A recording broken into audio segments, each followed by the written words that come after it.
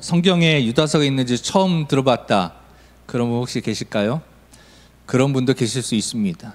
왜냐하면 유다서 본문을 가지고 이 설교를 하는 경우가 극히 드물기 때문이에요. 한 장밖에 되지 않고 또 짧은 그런 내용이어서 설교 본문으로 잘 선택하지 않습니다. 그래서 유다서를 평생 우리가 성경 통독을 하지 않으면 어떤 경우에는 평생 한 번도 못 보고 그냥 지나갈 수도 있는 그런 본문인데, 오늘 특별히 유다서 본문을 택했습니다. 유다서는 야고보의 형제 유다, 이렇게 1절에 보니까 나와요. 예수 그리스도의 종이요 야고보의 형제인 유다, 이렇게 나오는데, 그래서 이 유다는 야고보의 형제인데, 야고보가 누구냐? 여러 사람들이 있습니다. 예수님의 제자 야고보가 대표적으로 있고요. 그런데 여기서 야고보는 예수님의 동생 야고보입니다. 이 야고보가 쓴 성경이 있죠. 야고보서. 이 야고보서의 저자가 예수님의 동생 야고보이고, 또 이 야고보의 형제, 즉 예수님의 동생이겠죠. 그 유다가 이것을 썼다라고 그렇게 보고 있습니다. 자, 이 내용의 전체적인 내용은 뭐냐면, 거짓 교사들을 조심하고 너희가 거기 유혹되지 말고 주님 오시는 그날까지 우리 마지막 24절 25절처럼 그 보호하심을 받고 흠이 없게 서 있어라 라는 것이죠. 이 유다서와 굉장히 비슷한 그런 성경이 또 있습니다. 바로 베드로 후서예요. 베드로 후서의 내용과 유다서의 내용이 굉장히 비슷합니다. 기록된 연도도 한 1, 2년 차이 정도일 것이다고, 68년, AD 68년 그 정도 경일 거라고 그렇게 보고 있습니다. 내용이 비슷해요. 베드로전서도 예수님의 종 이렇게 나오고요. 근데 이 유다서는, 이 베드로 후서는 거기도 거짓 교사에 대한 이야기와 너희가 이 세상의 거짓된 메시지 안에서 진리를 바로 알고 진리 가운데 바로 서라 라는 것입니다. 유다서도 이 거짓 메시지들, 세속적인 그 가르침들 속에서 진리를, 예수 그리스도의 이 진리를, 복음을 붙잡고 바로 서 있어라. 예수님 오시는 날까지 그건데, 베드로후서와 또 이 유다서의 차이점은 뭐냐면, 베드로후서는 거짓 선생이 아직 들어올 것이다. 거짓 선생이 지금 막 들어오고 있다. 그런 뜻이에요. 그런데 이 유다서는 거짓 교사가 이미 들어왔다. 시점의 차이죠.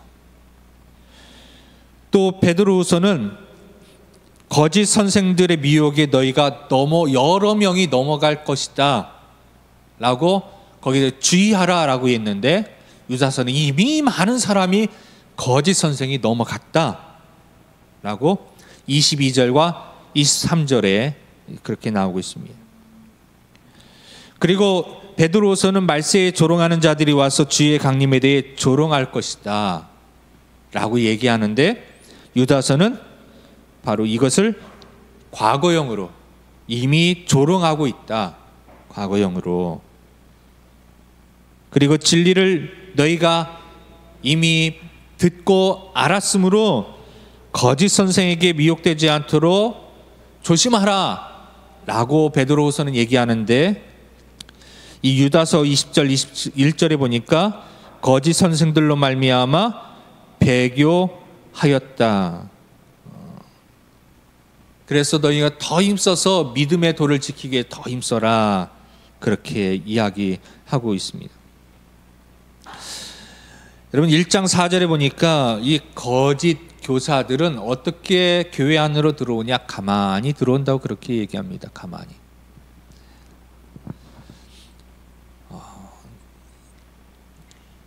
어느 청소년들을 이렇게 열심히 가르치는 목사님이 이런 얘기를 했어요. 청소년들을 일주일에 4번 정도 그 설교 본문을 4번 정도 복습할 수 있게끔 이렇게 이 신앙생활의 커리를 학생들에게 그렇게 교육을 했습니다. 여러분 일주일에 4번 정도 설교 말씀을 반복한다는 거 쉽지 않아요. 여러분 혹시 일주일에 4번 주일날 설교했던 거 일주일에 4번 정도 유튜브를 통해서 다시 듣게 하거나 아니면 한번 정리해 보거나 지난주 말씀의 요점이 뭐지 그렇게 여러분 생각해 보신 적 있으십니까? 그 쉽지 않아요. 흔하지 않습니다. 열심히 믿는 사람도 쉽지 않습니다. 열심히 믿는 사람도 쉽지 않아요. 그런데 문제는 뭐냐? 이 부모님들이 우리 아이들이 열심히 주일학교 다니고 중고등부 다니는데 애들이 변하지 않는 것 같아요, 목사님. 그래요. 여러분 어찌 보면은 당연할 수 있습니다. 4번 듣는데도 바뀌지 않는 게 당연할 수 있어요. 무슨 말이냐? 여러분 우리 아이들은 일주일 내내 세상 지식 앞에서 세상의 가르침 앞에서 정말 밤새도록 늦게까지 날밤을 새면서 지금 중고등학생들이 지금 시험 기간이에요. 아이들이요 밤새도록 공부합니다. 학원에 갑니다. 과외를 합니다. 근데 몇 시간이나 세상 공부할까요? 세상의 가르침을 가질까요? 그 안에는 이 진리를 대적하는 그런 가르침들, 하나님의 창조의 그 진리의 말씀을 대적하는 그런 가르침들, 또 하나님의 그 어떤 질서를 무너뜨리는 그런 가르침들, 세상의 사상들. 예를 들면 뭐 동성애라든지 아니면 권위를 무시한다든지 창조를 부정한다든지 그리고 또 진화론적인 이야기 불균형하게 그렇게 가르치고 있지 않습니까? 아이들은 좋은 학교 가려면 진화론을 습득해야 되고 그것을 기억해야 되고 그걸 맞춰야 돼요. 그들이 선진 시민이라고 그렇게 얘기하려면 뭐 동성애라든지 그런 것들을 다 받아들여야 돼요. 그래야 좀 생각이 깨어있는 사람이다라고 그렇게 얘기합니다. 창조론을 그리고 동성애를 반대하면 꽉 막힌 사람, 아주 고집스러운 사람이라고 세상은 그렇게 손가락질합니다. 아이들이 바뀌지 않는 게 어찌 보면 당연한 것이에요. 아이들뿐일까요? 저 여러분들도 어른들도 마찬가지예요. 바뀌지 않는 거. 교회에 나오는데 왜 1년, 2년, 10년, 20년 나오는데 왜 저 사람은 바뀌지 않을까? 그럴 수밖에요. 1시간 딸랑 나와가지고 그것도 졸다가 가만히 졸다가 갔는데 뭐가 어떻게 그 사람을 변화시킬 수가 있겠습니까? 매일 주님을 묵상하고 그 말씀 가지고 살려고 씨름하고 때로는 말씀대로 살려고 하다가 또 벽에 부딪히고 또 고난을 당하기도 하고 환난을 당하기도 하고 그런 일들 가운데서 더 믿음으로 주님 앞에 나아가며 그런 믿음의 연단을 통하여 성숙에 나아갈 때에 우리의 삶이 바뀌어지는데 그런 고민이 없이 우리가 그냥 세상에 묻혀서 있는 듯 없는 듯 즉 소금이 그 맛을 잃으면 무엇을 쓰리요라고 한 것처럼 우리 그리스도인의 정체성을 잃어버린 채 살게 되어지면 문의는 교인인데 세상과 차별이 없어요. 그러면 어떻게 됩니까? 세상으로부터 질타를 받게 되죠. 교회 다녀야 무슨 소용이냐? 예수 믿어야 무슨 소용이 있냐. 능력이 나올 수 없으니 세상이 오늘 얘기한 것처럼 교회를 조롱하는 것이죠. 말로만 그럴싸한데 실제 아무런 능력이 나타나지 않으면 결과는 우리는 조롱받는 것입니다. 유다서의 그 이야기처럼. 자, 그러면 이 거짓 교사들 이야기가 나오는데 과연 나는 거짓 교사들에 미혹되었는가? 아니면 내가 오히려 거짓 교사가 아닌가? 한번 우리가 점검해 봐야 됩니다. 첫 번째 1장 4절에 보니까 거짓 교사들은 어떤 사람이냐? 예수 그리스도를 부인하는 자입니다. 교회 안에 들어왔지만 예수 그리스도를 유일한 하나님의 그리스도시요 하나님의 자녀요 유일한 구원자인 것을 부정하는 사람이에요. 일본에 가면 일본 전도하기 어렵잖아요. 근데 일본에 가서 전도하면 사람들이 친절하게 다 받습니다. 받고 교회 다닌다고 하는 사람도 있습니다. 그리고 교회 나오는 사람도 있어요.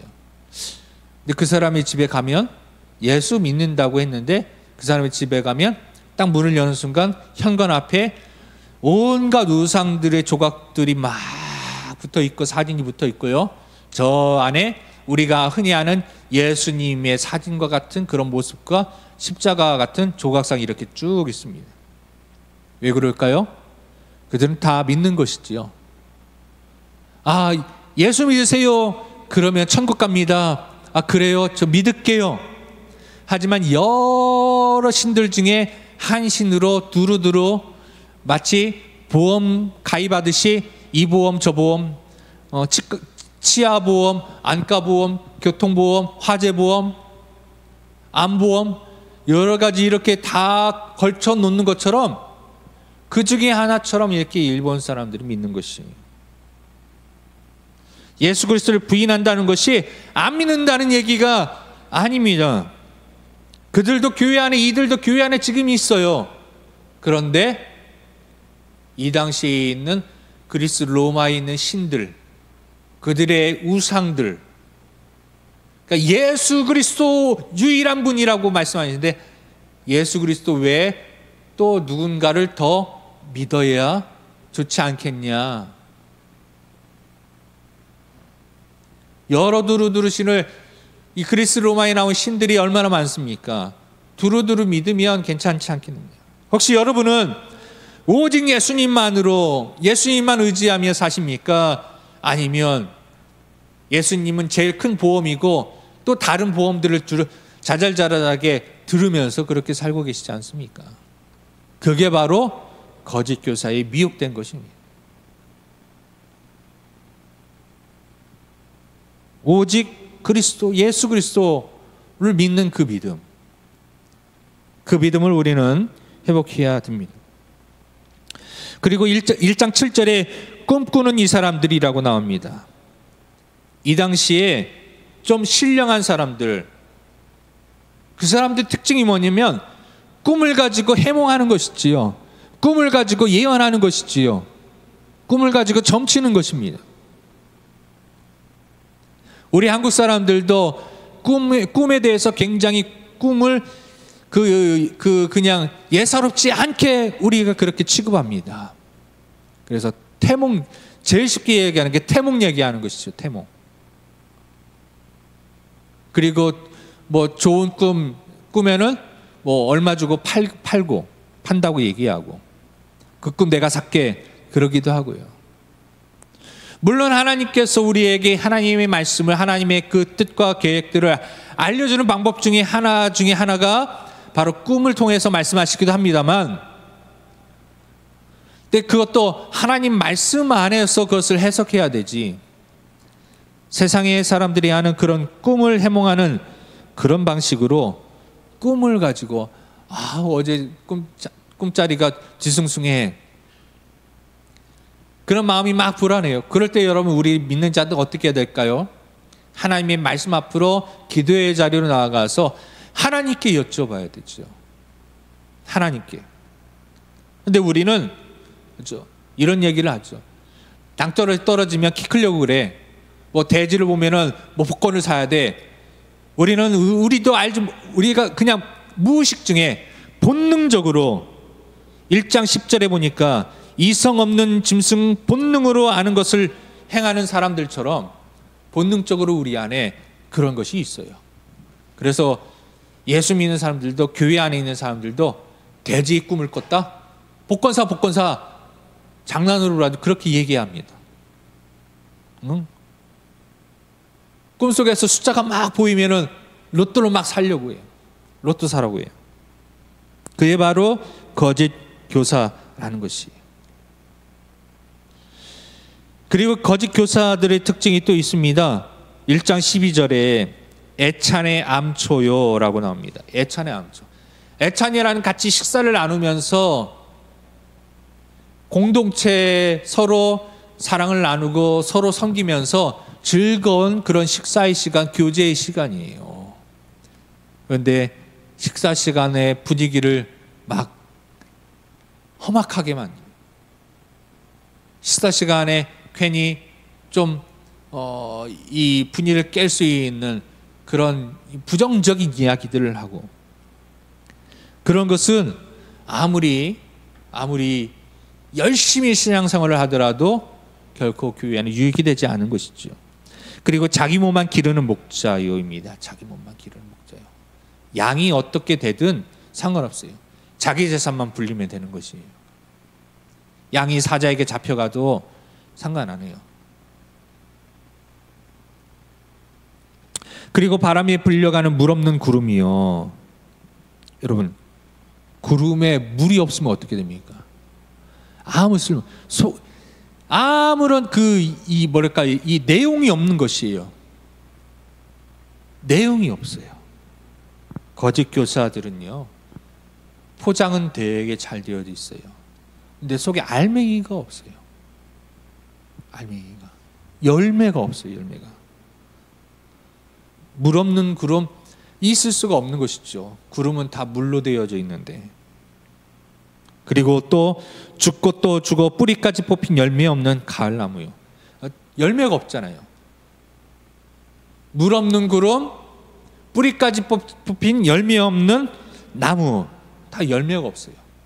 겉모습만 뭔가 있는 듯한데 실제 아무런 쓸모가 없는 것이에요. 의미가 없어요. 우리가 열심히 신앙생활 하는데 열심히 하는 것 같아요.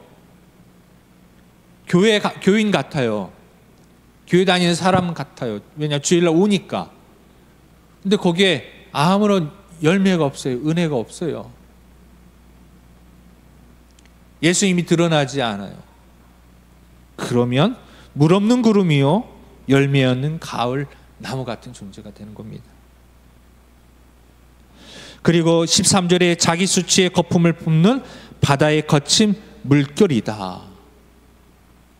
막 무섭게 거품이 막 몰려와요. 그러면 거품이요, 바다에서 오는 거품이요, 굉장히 풍성하게 거품이 막 몰려옵니다. 그런데 잠깐 고개를 돌려서 다시 보면 그 거품이 싹 사라져요. 막 뜨거운 것처럼, 열심인 것처럼, 은혜 받은 것처럼, 막 뭔가 불 받은 것처럼 막 들끓어 올랐다가 순식간에 삐져요. 서운해요. 돌아서요. 그런 사람들이 종종 있어요. 막 은혜 막 받았다가 조그만 것 때문에 서운해했다가 그래서 다 까먹었다가, 그게 바로 이런 거친 물결과 같은 것이고요. 그리고 16절에 보니까 원망하는 자, 불만을 토하는 자. 그래서 우리가 이 언어 입술을 조심해야 됩니다. 교회 안에서 우리가 예수님을 찬양하는 그 입술로 거짓과 악독을 동시에 할 수 없잖아요. 원망하는 것, 불만을 토하는 것. 여러분, 교회 가보면, 제가 일전에 큰 교회 가보면 교회 안에 큰 어려움을 주고 분위기를 이렇게 흐트러 놓는 분들은 열심히 없는 분들이 아니에요.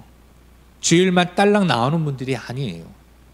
열심히 주일도 나오고 오후 예배도 드리고 수요 예배 드리고 금요일도 철야도 새벽도 드리는데 어떤 분이요? 자꾸 불만, 목사님에 대해서 불평해요. 우리 교회는 왜 그러느냐, 왜 이게 없느냐, 왜 그렇게 못하느냐, 이걸 해야지 왜 저걸 하냐,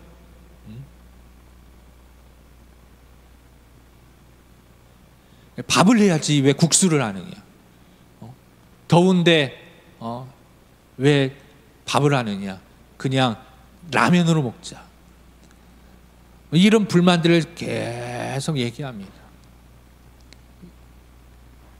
이런 사람들이요, 바로 거짓 교사에 이미 넘어간 사람들이라는 것이죠.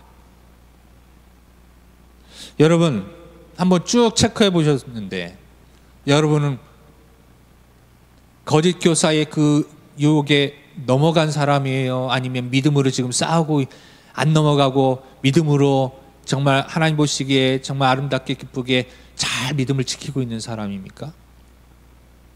그래서 20절부터 권면하고 있습니다. 자, 이처럼 거짓 교사들이 우리를 무너뜨려 이미 들어왔고 무너뜨리려 하고 있을 때 너희는 어떻게 해야 된다고? 20절에 보니까 거룩한 믿음 위에 자신을 세우며 성령으로 기도하며. 믿음 위에, 예수 그리스도 위에 너희가 성령으로 기도하라. 기도하셔야 돼요. 기도 시간에 적어도 이 주어진 기도 시간만큼은 여러분이 정말 하나님 앞에 간절히 기도하셔야 돼요. 그리고 여러분이 또 나름대로 시간을 정하고 장소를 정해서 또 작정하여서 기도하실 필요가 있습니다. 21절에 하나님의 사랑 안에서 자신을 지키며 예수 그리스도의 긍휼을 기다리라. 긍휼을 기다리라. 이런 세상의 거짓된 메시지 앞에서 많은 공격을 받으면 신앙을 지킨다는 게 힘듭니다. 여러분, 요즘에 나 예수 믿어 자랑스럽게 이야기할 수 있는 분위기가 아닌 것 같아요. 사람들의 시선이 나 예수 믿어, 예수 믿으세요 전도하러 나가도 사람들의 시선이 옛날과 너무 다르잖아요. 옛날에는 이 전도를 해도 거절을 해도 그냥 거절하고 뭐 그렇게 했었는데 지금은 막 더 심각하게 모욕을 하고 그리고 핍박을 하는 그런 시대인 것 같습니다. 23절 마지막에 23절입니다. 어떤 자들을 불에서 끌어내어 구원하라. 그 육체로 덮인 옷까지도 미워하되 두려움으로 긍휼히 여기라. 여러분, 구원하셔야 됩니다. 구원하셔야 되는데 어떻게 해야 되느냐? 더럽혀진 것에 대해서는 우리가 거기에 대해 정확하게 알아야 됩니다. 그러나 어떻게 해요? 긍휼히 여겨라 라고 했습니다. 긍휼히 여겨라. 그들을 위해서 기도해주고, 사실 20절에 성령으로 기도하는 것은 나 자신만을 위해서 기도하라는 것이 아니라 이렇게 거짓된 메시지 앞에서 그 안에 유혹이 되어서 더럽혀진 자들, 그리고 믿음에서 벗어나 방황하고 있는 자들, 갈등하고 있는 사람들, 그들을 위해서 그들을 긍휼히 여기고, 긍휼히 여긴다는 것은 무엇입니까? 긍휼은 무엇이에요? 당연히 여러분, 은혜와 긍휼의 차이점, 제가 오래전에 말씀드렸는데 차이가 뭘까요? 은혜와 긍휼의 차이점? 은혜는 받을 수 없는데 받는 것입니다. 여러분, 우리가 하나님의 자녀가 되는 것 받을 수 없어요. 우리가 죄 사함 받는 것, 용서함 받고 거룩한 백성 되는 것 절대 우리는 될 수 없습니다. 그러나 예수 그리스도의 십자가의 그 보혈의 은혜로 우리가 하나님의 자녀가 되는 권세를 받았습니다. 그 은혜를 선물로 받았습니다. 받을 수 없는데 받는 거 은혜예요. 궁일은요, 받아야 되는데 받지 않는 것이에요. 우리가 그 심판을 받아야 되는데 예수 그리스도의 그 은혜로 우리가 심판을 받지 않습니다. 그게 궁일하심입니다. 마땅히 받아야 될 그 죄값을 우리가 용서함을 받는 것, 그게 궁일인 것이에요. 궁일이 여겨라. 우리가 마땅히 너 그렇게 믿음 없어가지고 그렇게 거짓된 교사에 넘어가고 거짓된 그런 행동을 하고 분란을 일으키고 맨날 불평하고 토로하고 그러니 그렇지라고 손가락질하는 게 아니라 우리는 그 마땅히 우리가 그들에게 할 수 있는 정죄와 손가락질, 비난 이런 것들을 하지 않고 어떻게 해요? 사랑으로, 그리스도의 사랑으로 주님께서 우리를 정죄하지 아니하신 것처럼 나도 너를 정죄하지 아니하노니 너도 가서 그렇게 하라라고 말씀하신 것처럼 우리도 정죄하지 아니하고 궁일이 여기며 기다리는 것입니다. 주님께서 저 영혼을 회복하시도록.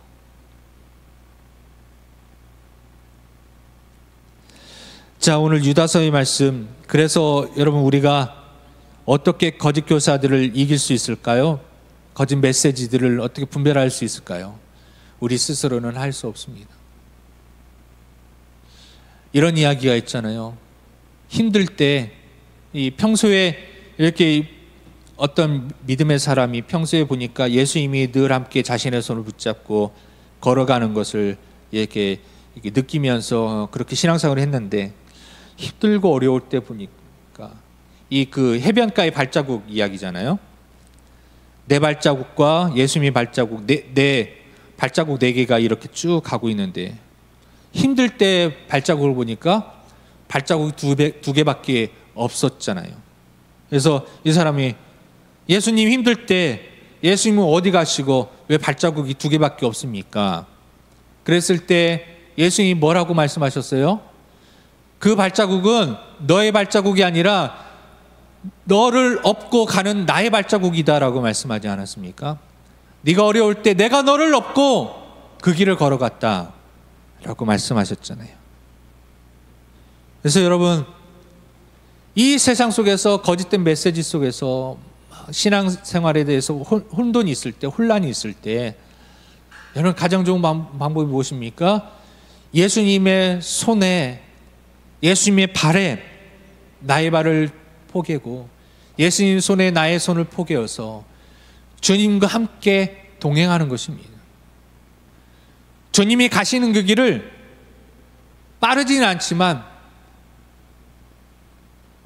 천천히 느리지만 그러나 그 길을 우리가 가신 길을 하나씩 하나씩 걸어가는 것입니다.